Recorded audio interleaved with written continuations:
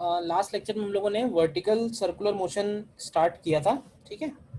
और vertical circular motion में theory में बहुत ज़्यादा नहीं है, बहुत थोड़ी सी बातें हैं, जिसमें से एक ये इक्वेशन इंपॉर्टेंट थी कि अगर हमें किसी भी पॉइंट पे स्पीड निकालनी है, स्टार्टिंग वाली वेलोसिटी हमको मालूम है, तो हम कैसे निकाल सकते हैं। और दूसरी एक ये इक्वेशन इंपॉर्टेंट थी जिसमें हम किसी भी टाइम पे बॉडी उस स्ट्रिंग में टेंशन फाइंड कर सकते हैं। और ये दोनों चीज़ें डिपेंड करेंगी कि हमने बॉडी को इनिशियली उस पार्टिकल को क्या वेलोसिटी दी हुई है, ठीक है ना। जब तक वो पार्टिकल सर्कुलर मोशन में रहेगा तब तक ये दोनों इक्वेशंस वैलिड हैं। अच्छा, इसके बाद ये 3 केसेस में डिवाइड किए थे, जिसमें पहले केस का रिजल्ट ये था कि अगर √2gl से कम वेलोसिटी देते हैं तो ये लोअर हाफ में ऑसिलेट करता रहेगा, सर्कल कंप्लीट नहीं होगा। दूसरा केस था कि अगर हमें सर्कल कंप्लीट कराना है तो उसको कितनी वेलोसिटी देनी होगी, तो उसको जो वेलोसिटी देनी होगी वो ग्रेटर देन √5gl होनी चाहिए। √5gl से ज्यादा वेलोसिटी होगी तो फिर वो सर्कल कंप्लीट कर जाएगा। और तीसरा केस ये वाला था कि अगर उसको हम जो वेलोसिटी दे रहे हैं वो √2gl और √5gl के बीच में है, तो क्या होगा कि उस केस में फिर वो ये पार्टिकल बीच में कहीं अपना पाथ छोड़ देगा सर्कुलर वाला, और सर्कुलर पाथ छोड़ के फिर वो प्रोजेक्टाइल पाथ फॉलो करेगा। तो कौन से थीटा पे ऐसा होगा, वो थीटा हम यहां से निकाल सकते हैं। उस थीटा पे उसकी वेलोसिटी क्या होगी वो इससे निकाल सकते हैं। और ये वेलोसिटी हॉरिजॉन्टल से कितना एंगल बना रही है, ये एंगल था 180 माइनस थीटा, क्योंकि आगे प्रोजेक्टाइल सॉल्व करने के लिए हमें ये बातें इंपॉर्टेंट पड़ेंगी, जरूरत पड़ेंगी, ठीक है ना। इसके बाद constraint circular motion, unconstrained circular motion, ठीक है। तो इसके ऊपर हम कुछ एप्लीकेशंस कर रहे थे, तो क्वेश्चन ही करते हैं इसके ऊपर एक दो और। थ्योरी में तो इतनी ही बातें थी, थ्योरी में और कुछ नहीं है, क्वेश्चन थी थोड़े से हमें करने हैं। तो देखो मैं क्वेश्चन दे रहा हूँ, करो ट्राई। देखो नेक्स्ट क्वेश्चन है आपके सामने, करो ट्राई। देख लेते हैं इसमें क्या कह रहा है, देखो ध्यान से। Figure shows a smooth track, part of which is a circle of radius r. Block of mass m is pushed against a spring of constant k and then release. Find the initial compression so that block presses the track with a force mg at point p. तो अब ध्यान से देखो, उसने ये कहा है कि जब ये ब्लॉक p पॉइंट पे पहुंचे, समझना ध्यान से, तो जब ये ब्लॉक p पॉइंट पे पहुंचे तो उस वक्त इसके ऊपर जो नॉर्मल फोर्स लग रहा हो, उस नॉर्मल फोर्स की वैल्यू mg के बराबर हो। यही तो मतलब हुआ। तो वैसे देखो हमारे पास एक एक्सप्रेशन है जो हम डायरेक्ट यूज कर सकते हैं चाहो तो, और वो एक्सप्रेशन ये है, using n is equal to m by r bracket u square minus 2gr plus 3gr cos theta. ये क्लियर है कहां से आई इक्वेशन? टेंशन वाली इक्वेशन है, उसको हमने नॉर्मल में कन्वर्ट कर दिया। तो इसमें नॉर्मल की जगह रख दो mg, तो ये आएगा m by r, u square हमें निकालना है, -2gr, और थीटा की जगह कौन सी पोजीशन है ये, तो ये 90 डिग्री वाली पोजीशन है। तो यहां से देखो क्या यू स्क्वायर की वैल्यू 3gr के इक्वल आ जाती है, आ रही है। और u का मतलब हुआ कि जब ये ब्लॉक यहां पे जा रहा होगा तो उसकी स्पीड u है। तो अब अगर हमने इसको इसके नेचुरल लेंथ से, ध्यान से देखना, अगर हमने इसको इसके नेचुरल लेंथ से x कंप्रेस करना है तो हम लोग using mechanical energy conservation spring के लिए क्या लगा सकते हैं, ऐसे बोल सकते हैं कि स्प्रिंग की जो इलास्टिक एनर्जी है वो ब्लॉक की काइनेटिक एनर्जी बन जाएगी। तो स्प्रिंग की इलास्टिक एनर्जी है हाफ के एक्स स्क्वायर, और ब्लॉक की काइनेटिक एनर्जी हो जाएगी हाफ एम यू स्क्वायर। तो यहाँ से देखो एक्स स्क्वायर की वैल्यू क्या आ जाएगी, एक्स स्क्वायर आ जाएगा एम बाई के into you square which is 3gr। तो यहाँ से एक्स की वैल्यू अंडर रूट ऑफ कितना बनेगा, 3mgr अपॉन के आएगा। ये नहीं आ रहा है आंसर, क्यों भाई? यही आ रहा है। यही निकाला था ना, यस सर। कर लिया था। Yes sir.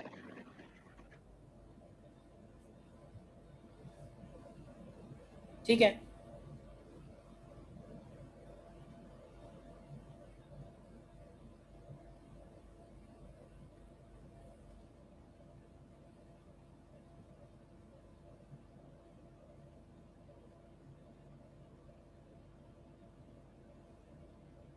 नेक्स्ट और देखो।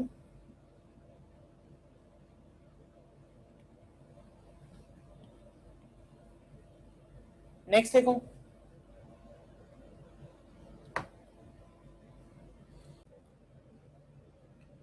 देखिए इसमें क्या कह रहा है क्वेश्चन में, इसमें कह रहा है कि एक स्मूथ स्फीयर है, ठीक है, और उस स्फीयर के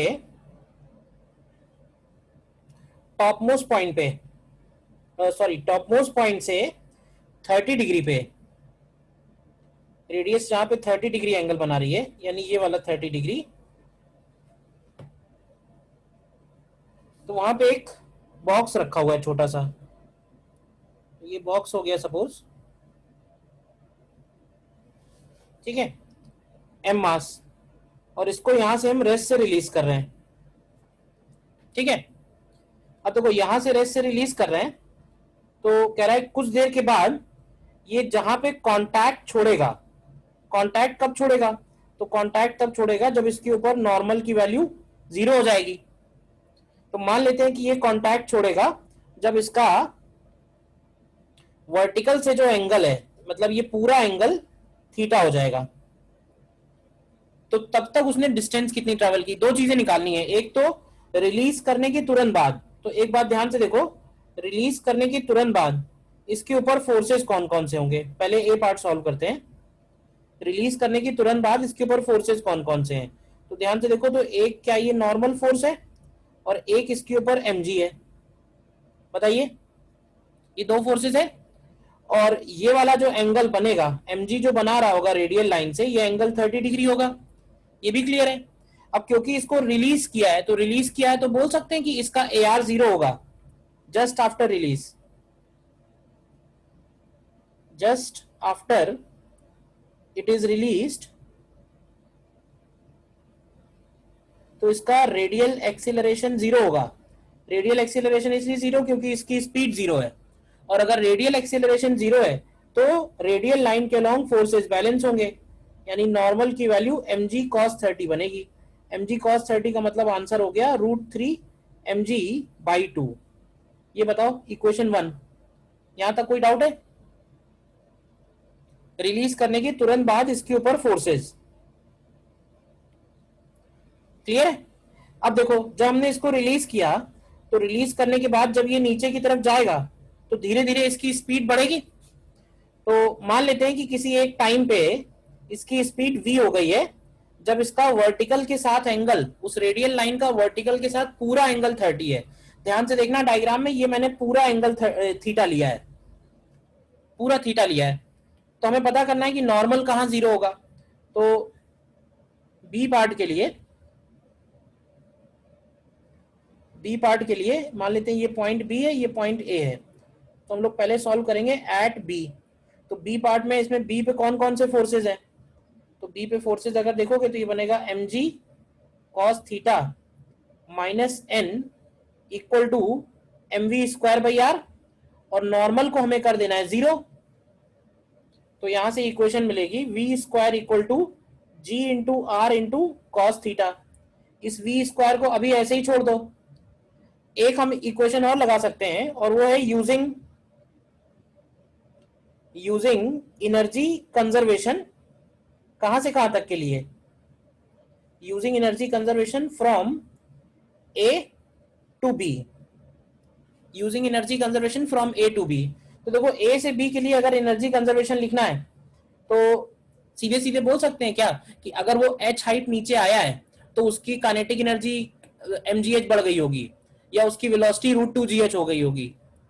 तो कितना नीचे आया ये कैसे पता चलेगा?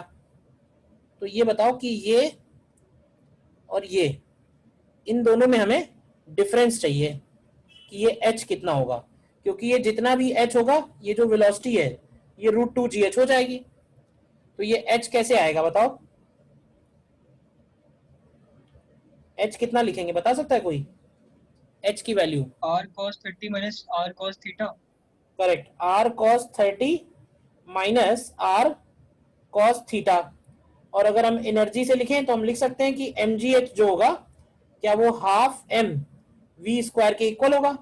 तो रख दो यहाँ पे वैल्यू, तो ये आएगा mg r cos 30 minus cos theta, देखना ध्यान से, equal to half m v²। और वी स्क्वायर की वैल्यू ऊपर वाली इक्वेशन से रख दो, तो ये आ जाएगा mgr cos थीटा। तो देखो यहाँ से mgr कैंसिल, तो यहाँ से आएगा 2 cos 30 minus 2 cos theta is equal to cos theta. तो यहाँ से cos थीटा कितना आता है, cos थीटा आता है 2/3 cos 30, क्यों भाई? और cos 30 होगा कितना, cos 30 होगा √3/2, तो ये आ जाएगा 1/√3। तो थीटा का वैल्यू हो गया cos इनवर्स 1/√3। तो कौन से पॉइंट पे ऐसा होगा, वो पॉइंट निकल आया। बताओ पहले यहाँ तक क्लियर है या नहीं, यहाँ तक बताओ। सर एक डाउट। हाँ बोलिए। सर जब बी पॉइंट पे वो पार्टिकल पे नॉर्मल 0 हो जा रहा है, तो हाँ सर तब भी उस पे mg cos 30 तो लग रहा है, तो सर वो सर्कुलर मोशन क्यों नहीं कर रहा है? नहीं, सर्कुलर मोशन उस मूवमेंट तक हो रहा है एक्चुअली, ये बोलना चाहिए। उसका सर्कुलर मोशन ए से स्टार्ट होके बी तक हुआ, बी ऑनवर्ड्स उसका मोशन सर्कुलर मोशन नहीं है, क्योंकि नॉर्मल 0 हो जाएगा तो फिर वो हवा में आ गया प्रोजेक्टाइल की तरह। बी पॉइंट वो पॉइंट हो गया जिसपे वो सर्कल और वो प्रोजेक्टाइल पैराबोला ज्वाइन हो रहे हैं। बी पॉइंट से पहले सर्कुलर मोशन है, बी पॉइंट के बाद प्रोजेक्टाइल मोशन हो जाएगा। ठीक है ना? तो ऐसे समझ लो कि जो इक्वेशन बनाई है वो हमने जस्ट बिफोर बी बनाई है बस। यस। अब हमसे पूछा ये हुआ था कि जब वो कांटेक्ट छोड़ेगा तो वो ए से लेके बी तक डिस्टेंस कितनी ट्रैवल करेगा, तो डिस्टेंस कैसे आएगी बताओगे?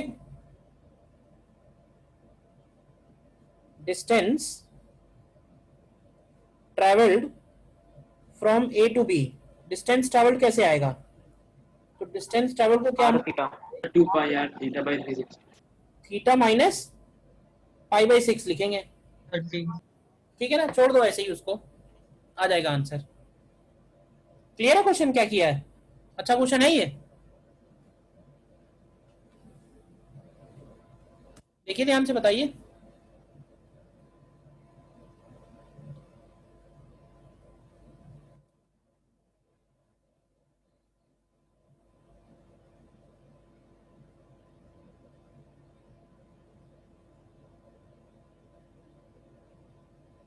वर्टिकली पढ़ा दीजिए सर। हाँ बोलिए।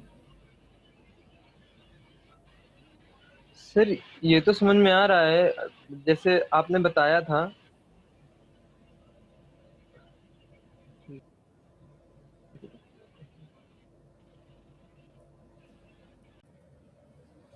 ठीक है, नेक्स्ट देखो।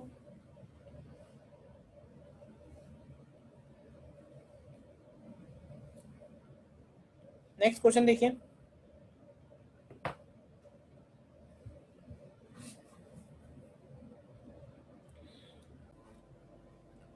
क्वेश्चन क्या क्या क्वेश्चन में लिखा हुआ है देखो एक बार। क्वेश्चन में ही कह रहा है कि पार्टिकल इज सस्पेंडेड, ठीक है, और इस पार्टिकल को लोएस्ट पॉइंट पे हम कुछ वेलोसिटी दे रहे हैं। ठीक है, क्या वेलोसिटी दे रहे हैं वो नहीं पता है, लेकिन वो ये कह रहा है कि जब ये पार्टिकल लोएस्ट पॉइंट से, अब इस स्ट्रिंग का लेंथ दिया हुआ है 5 मीटर, तो कह रहा है कि जब ये लोएस्ट पॉइंट से 8 मीटर की हाइट पे होता है तब इसकी स्ट्रिंग जो है वो स्लैग कर जा रही है। तो जो स्ट्रिंग स्लैग हो रही है वो तब हो रही है जब ये लोएस्ट पॉइंट से 8 मीटर की हाइट पे है। तो एक तरह से उल्टा क्वेश्चन हो गया है। नॉर्मली हमको यू पता होता है तो हम वो पॉइंट निकालते हैं जहां पे वेलोसिटी उसकी 0 होगी, टेंशन 0 होगा। अभी ये हमें कि वो पॉइंट दिया हुआ है कि वो पॉइंट कहाँ है, तो मान लेते हैं कि इस पॉइंट पे उसकी वेलोसिटी v है जो हमें निकालनी है। अब देखना ध्यान से, जरा कैलकुलेशन कर रहे हैं कि ये जो हाइट है, ये जो हाइट है ये हमको दी हुई है 8 मीटर, तो बता सकते हो कि ये कितना हो जाएगा? क्या ये 3 मीटर होगा और ये 5 मीटर है, तो इसका मतलब है कि ये वाला डिस्टेंस 4 मीटर हो गया। तो ये एंगल आएगा 37 डिग्री और ये एंगल 90 है। तो इसका मतलब है कि theta when t equal to 0 is equal to कितना थीटा है ये, तो ये थीटा आया 127 डिग्री। यहाँ तक क्लियर है। अब हमारे पास फॉर्मूला है using T equal to m by l u square minus 2gl plus 3gl cos theta. देखो तो इसमें क्या करो, टेंशन को रख दो 0 और थीटा की जगह 127 डिग्री, तो you square minus 2gl plus 3gl cos 127। तो कॉस 127 का मतलब होगा 90 प्लस 37। देखो ध्यान से, तो यहां से आएगा you square minus 2gl plus 3gl। अब कॉस 90 प्लस थीटा क्या होता है, क्या cos 90 plus theta minus sine theta होता है, तो ये हो जाएगा माइनस साइन 37 इक्वल टू 0। तो यहाँ से यू स्क्वायर की वैल्यू आएगी 2gl plus 3gl into sine 37 होगा 3/5। तो ये ऐड होके कितना बचेगा, क्यों भाई, 2 प्लस 9/5, तो ये हो जाएगा 19/5 GL यू स्क्वायर का वैल्यू। इसको ऐसे ही छोड़ दो। अब हमें उस पॉइंट पे वेलोसिटी निकालनी है, तो वेलोसिटी निकालने के लिए हमारे पास एक और एक्सप्रेशन है using v square equal to u square minus 2gl plus 2gl cos theta. रख दो इसमें, तो यू स्क्वायर की जगह आएगा 19/5 GL माइनस 2gl और ये वैल्यू हो जाएगी माइनस 2gl साइन 37। तो इसको जरा सॉल्व करो, क्या आएगा 19/5 माइनस 2 और माइनस तो ये 3gl आएगा, 3/5 GL बचेगा। तो ये हो जाएगा 3/5, G की जगह 10 रख दो, L की जगह 5 रख दो, तो ये 30 आ जाएगा। यानी कि V की वैल्यू √30 आ रही है। This is part A. बताओ यहाँ तक समझ में आया या नहीं, किसी को डाउट है बताइए। हमको वो हाइट दी हुई थी जिस हाइट पे उसका टेंशन 0 हो रहा है, उस हाइट से हमने वो एंगल निकाल लिया, और एंगल और टेंशन और वेलोसिटी में हमारे पास ये रिलेशन अवेलेबल है, तो इसमें हमने टेंशन को 0 रख दिया। टेंशन 0 रखा, थीटा की वैल्यू 127 रखी, तो इससे हमको u पता चल गया। u आ गया तो फिर से ये वाली इक्वेशन यूज करके v निकाल लिया। बताओ ए पार्ट क्लियर है या नहीं। अभी क्वेश्चन खत्म नहीं हुआ है, अब क्वेश्चन में आगे भी कह रहा है, आगे ये कह रहा है कि अब पार्टिकल फर्दर और कितना ऊपर जाएगा। तो देखो अब पार्टिकल का प्रोजेक्टाइल मोशन स्टार्ट होगा, याद है ना। और प्रोजेक्टाइल मोशन के लिए हमें चाहिए कि ये वाला एंगल कितना बन रहा है, तो ये वाला एंगल 180 माइनस थीटा बनता है। तो ये वाला एंगल देखोगे तो ये एंगल 53 डिग्री बनेगा। तो अभी बताओ कि 53 डिग्री के हिसाब से ये पार्टिकल अगर प्रोजेक्टाइल मोशन करता है तो ये फर्दर कितना और ऊपर जाएगा। ये हाइट h निकाल सकते हैं बी पार्ट के लिए। Yes sir.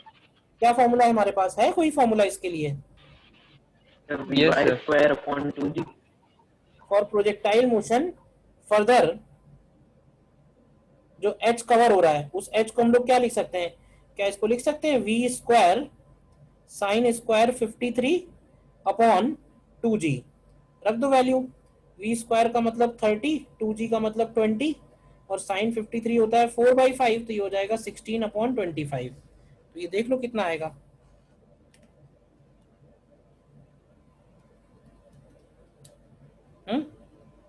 h कितना आता है 84/10। 0.96। ठीक है, फर्दर जो और ऊपर हाइट जा रहा है वो निकल के आ गई। देखो अच्छा क्वेश्चन है।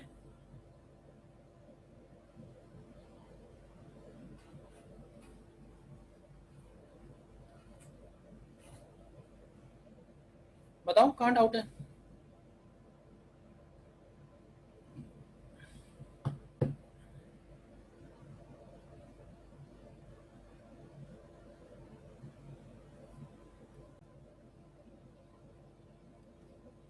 ठीक है, और देखो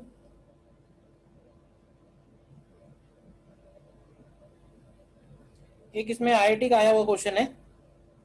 देखो हालांकि पैकेज में भी है बट करके देख लेते हैं, अच्छा क्वेश्चन है ये है, देखिए देखो पढ़ो ध्यान से।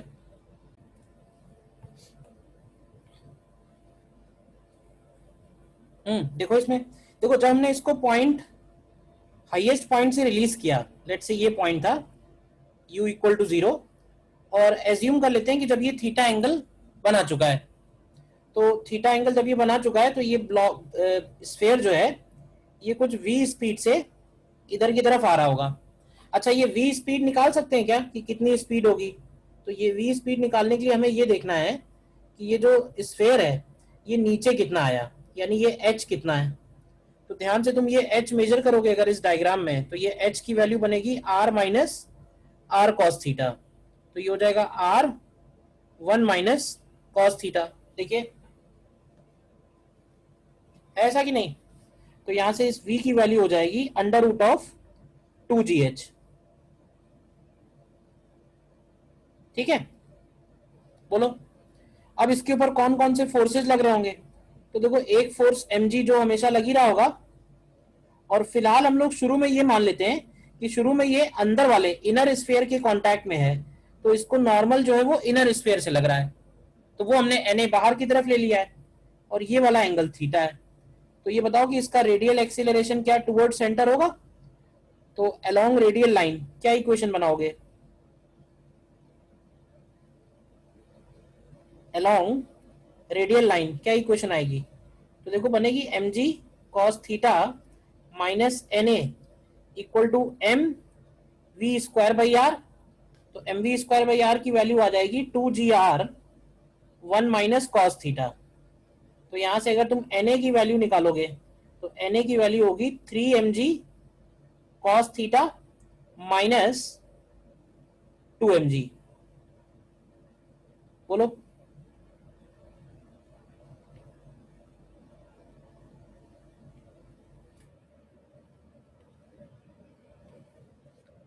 बताओ पहले तो, इक्वेशन 1 तक क्लियर है या नहीं?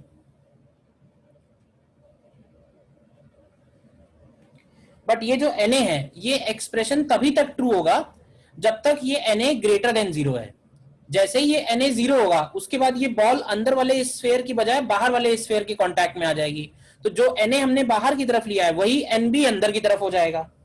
तो above equation is applicable till Na equal to 0। तो Na इक्वल टू 0 करेंगे तो cos थीटा की वैल्यू 2/3 आएगी। तो cos थीटा 2/3 का मतलब है कि theta less than equal to cos inverse 2/3, इस मोमेंट तक ये Na इक्वेशन वैलिड है। तो बाद में क्या होगा? तो देखो बाद में when theta is greater than cos inverse 2/3, तो यही इक्वेशन में बदल जाएगी। इस बार इक्वेशन बनेगी mg cos theta plus nb equal to mv square by are. तो यहां से nb की वैल्यू आ जाएगी 2mg minus 3mg cos theta. Actually Na और nb एक दूसरे के निगेटिव होंगे बस देखा जाए तो, क्योंकि डायरेक्शन चेंज हुआ है, सिर्फ पहले अंदर वाले से बाहर की तरफ लग रहा था, अब बाहर वाले से अंदर की तरफ लग रहा होगा, तो फर्क सिर्फ इतना ही आया है। बस ये है कि कौन सी इक्वेशन कब एप्लीकेबल है। ये जो Na निकाला हम लोगों ने ये एप्लीकेबल है when theta is less than cos inverse 2/3, और ये जो nb निकाला है हम लोगों ने ये एप्लीकेबल है when theta is greater than cos inverse 2/3। बताओ, तो ग्राफ बना सकते हैं? कैसा ग्राफ बनेगा बताइए? लेट Na nb दिया हुआ है, sketch the variation of Na nb as a function of cos theta in the range 0 to pi, drawing two separate graphs in your answer book। मतलब एक ग्राफ होगा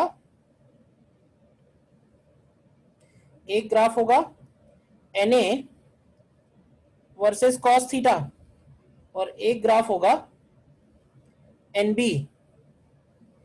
वर्सेस cos थीटा। बताइए कैसा graph होगा ये?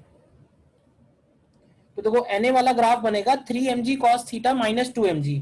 तो cos थीटा जो है वो x एक्सिस पे है, तो पहला वाला जो ग्राफ होगा वो एक तरह से हो जाएगा y equal to 3x minus two, इस तरह का। तो y equal to 3x minus two का ग्राफ कैसा होगा, बोलो क्यों भाई?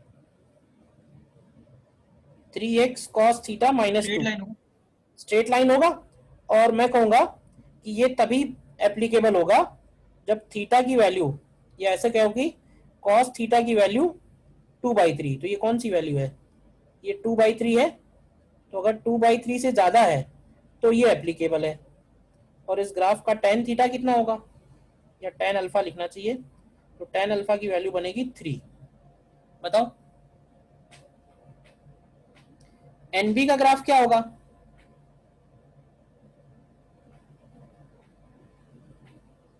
NB का ग्राफ, NB का ग्राफ अगर लिखोगे तो NB का ग्राफ बनेगा 2 माइनस 3x। तो 2 माइनस 3x कैसा ग्राफ बनेगा, तो 2 माइनस 3x ग्राफ इस तरह का बनेगा। और ये कौन सी वैल्यू तक होगा, ये 2/3 तक होगा। तो इसके लिए ये वाला वैल्यू, अगर हम ये वाला एंगल बीटा ले लें तो tan बीटा की वैल्यू इसके लिए 3 हो जाएगी। देखो ध्यान से, ये एक्चुअली इतना नहीं बनेगा, यहीं तक बनेगा, इसी वैल्यू तक।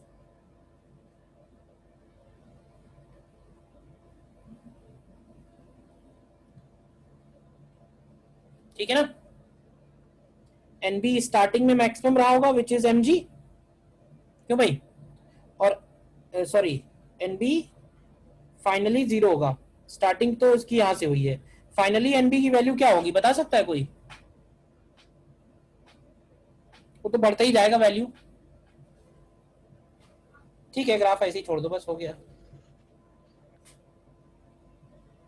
सर वो 2g के बाद 1 माइनस cos थीटा कहाँ से आया सर? 2g के बाद तो आपने ग्राफ उल्टा बनाया है क्या? स्क्वायर की वैल्यू रख दी है मैंने,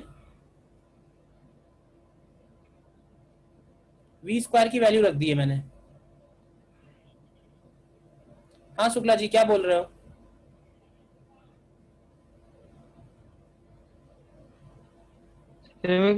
ग्राफ उल्टा बनाया है क्या आपने? मैं उल्टा ग्राफ क्यों बनाऊंगा, तुमको सीधा तो समझ में आता नहीं, उल्टा बनाऊंगा मैं तुमको समझाने के लिए।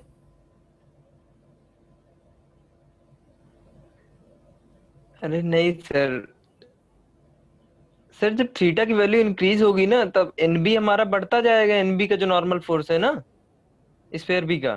बेटा थीटा कॉस थीटा, थीटा बढ़ेगा तो कॉस थीटा कम होगा ना। तुम पहले मैथ अपनी बढ़िया करो थोड़ी सी। थीटा इंक्रीज होगा तो कॉस थीटा कम होगा यस ना। सर ठीक है। हाँ हाँ सर ठीक है। और कोई डाउट इसमें बताइए?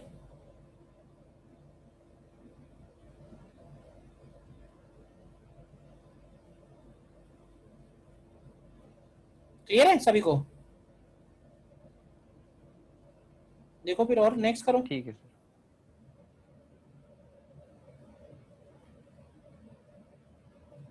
देखो ये और करिए।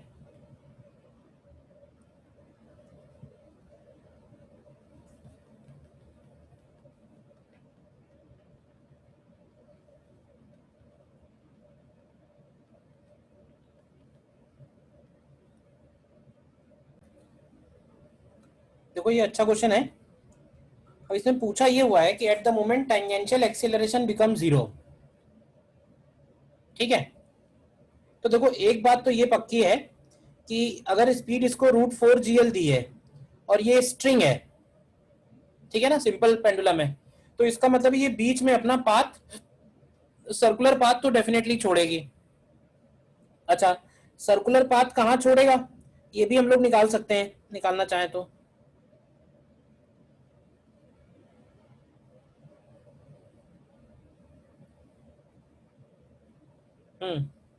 तो इसका जो सर्कुलर पाथ छूटेगा वो इस पॉइंट पे कहीं आके छूटेगा सर्कुलर पाथ।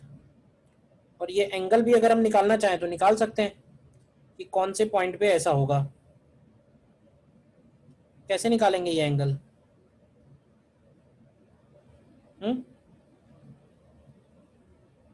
√4 GL वेलोसिटी दी है, तो √4 GL से स्ट्रिंग के केस में तो √4 GL से स्ट्रिंग के केस में सर्कल पूरा नहीं होगा, ठीक है ना। कौन से थीटा पे ऐसा होगा, तो इसको निकाल सकते हैं। Cos theta is equal to minus of, formula था हमारे पास U square minus 2gl upon 3gl। ठीक है, तो यू स्क्वायर की वैल्यू रखो यहाँ पे, क्या आएगी, तो यहाँ से ये कॉस थीटा की वैल्यू ध्यान से देखो कितनी आ जाती है, -2/3। तो भाई तो कॉस थीटा इक्वल टू -2/3 पे ऐसा होगा। अच्छा, इस पॉइंट पे जब ऐसा होगा तो उसका स्पीड क्या होगा, तो स्पीड निकाल सकते हैं इस फॉर्मूले से, v square equal to u square -2gl plus 2gl cos theta. रखो यू स्क्वायर की जगह 4gl -2gl and plus 2gl into -2/3। तो ये कितना बचेगा, v की वैल्यू क्या बचेगी, 2 माइनस 4/3, 2/3, तो ये आएगा 2gl/3। तो ये v स्क्वायर की वैल्यू आ गई। ठीक है, इसके बाद यहाँ पे जब ये प्रोजेक्टाइल मोशन बनेगा,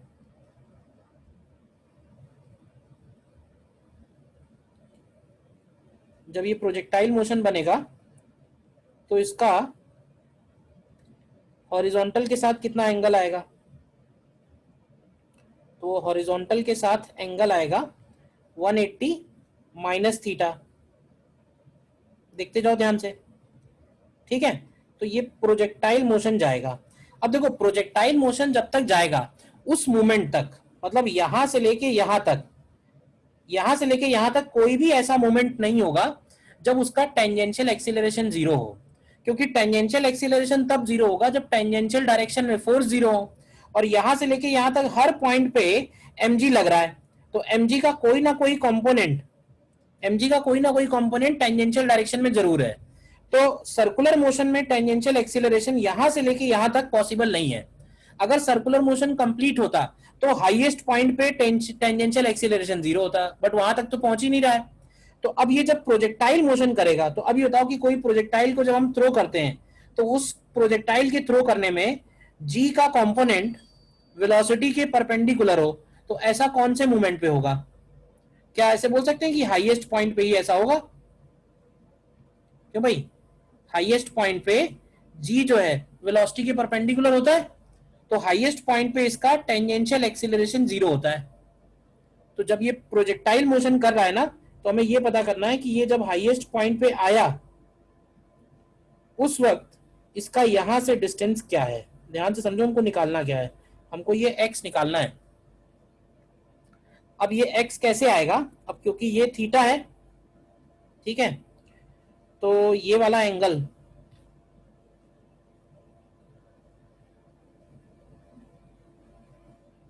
ये थीटा है, तो ये वाला एंगल भी 180 माइनस थीटा हुआ। तो ध्यान से देखो, ज्योमेट्री से बोल सकते हैं ऐसा कि जो x की वैल्यू है ये l है, वो l sine of 180 minus theta में से उसका रेंज बाई 2 सब्ट्रैक्ट कर दें अगर, तो हमको x मिल जाएगा। बताओ पहले तो, ठीक है। अब l साइन 180 माइनस थीटा होता है l साइन थीटा, और माइनस रेंज बाई 2, तो रेंज क्या होगी, तो रेंज होगी v square sine 2 theta. Sine 2 theta का मतलब हुआ sine of 360 minus 2 theta upon g। तो अब ये वैल्यूज रख दो सारी, बस अब थोड़ा सॉल्व करना है, क्वेश्चन में इतना ही है।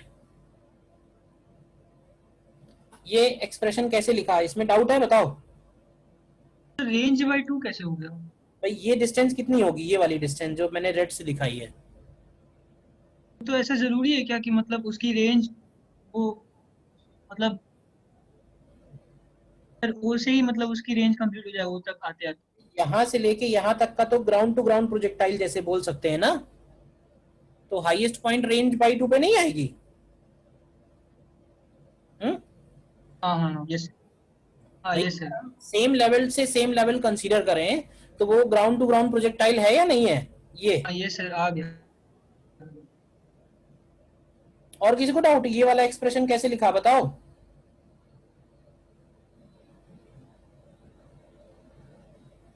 अच्छा क्वेश्चन है ये। तो अब इसमें तुम सॉल्व करना, cos थीटा हमको मालूम है, sin थीटा निकालना कितना आएगा, सब वैल्यू रखो। cos थीटा -2/3 है, तो sin थीटा कितना होगा, √1 - 4/9 करो, तो sin थीटा की वैल्यू √5/9 बनेगी। तो ये होगा L √5/9 नहीं सॉरी 3, ठीक है। और माइनस v²/2g, तो v²/2g करेंगे तो L/3 आएगा। और sin 360 - 2 थीटा क्या होता है, sin 360 - 2 theta minus sin theta, -sin 2 theta. तो ये हो जाएगा -sin 2 थीटा, और sin 2 थीटा को लिख देंगे 2 sin थीटा cos थीटा, तो ये हो जाएगा L √5/3 plus 2L/3 sin theta की वैल्यू √5/3, cos थीटा की वैल्यू -2/3, सब कैलकुलेट कर लो, ठीक है ना। बोलो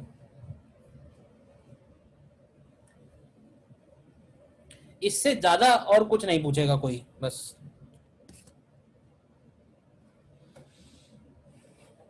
ठीक है। बोलो एडवांस में भी जो बहुत डिफिकल्ट क्वेश्चन है वो इससे ऊपर कुछ नहीं है, ठीक है ना। हाँ बोलिए। हाँ सर, इसमें जैसे कह रहा है कि at the moment it's tangential acceleration becomes 0, मतलब सर जब हाईएस्ट पॉइंट पर वर्टिकल कंपोनेंट वेलोसिटी का 0 हो जाएगा, वेलोसिटी से मतलब नहीं है तो हमें, उस टाइम पर क्या टेंजेंशियल एक्सीलरेशन। हाँ सर बोलिए। वेलोसिटी से मतलब नहीं है। टेंजेंशियल एक्सीलरेशन 0 का मतलब ये होता है कि एक्सीलरेशन का वेलोसिटी के अलोंग कंपोनेंट 0 हो जाए। तो एक्सीलरेशन का वेलोसिटी के अलोंग कंपोनेंट कहाँ 0 होगा, हाईएस्ट पॉइंट पे ही तो होगा प्रोजेक्टाइल में।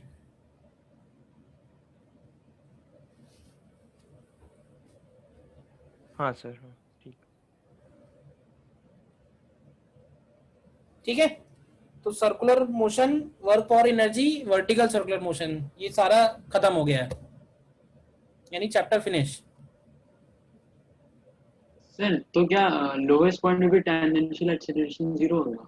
हाँ लोएस्ट पॉइंट भी टेंजेंशियल एक्सीलरेशन 0 होगा, क्योंकि लोएस्ट पॉइंट पे भी हॉरिजॉन्टल डायरेक्शन में कोई भी फोर्स नहीं होता है, सिर्फ टी और एमजी है, लेकिन वो दोनों रेडियल लाइन के अलोंग है। और सर जो हम लोग अपना मैकेनिकल फोर्स हाथ से लगाएंगे सर बॉल को मतलब प्रोजेक्ट करने के लिए, उसको अकाउंट में नहीं लेंगे? उसको काउंट नहीं कर रहे हैं, जब हमने उसको टिक कर दिया ना, मतलब क्लिक कर दिया है, वेलोसिटी दे दी है, उसके तुरंत बाद की बात कर रहे हैं हम, फोर्स लगा रहे हैं तब की बात तो है ही नहीं। हमारे फोर्स लगाने के तुरंत बाद से स्टार्ट हुआ क्वेश्चन, ठीक है।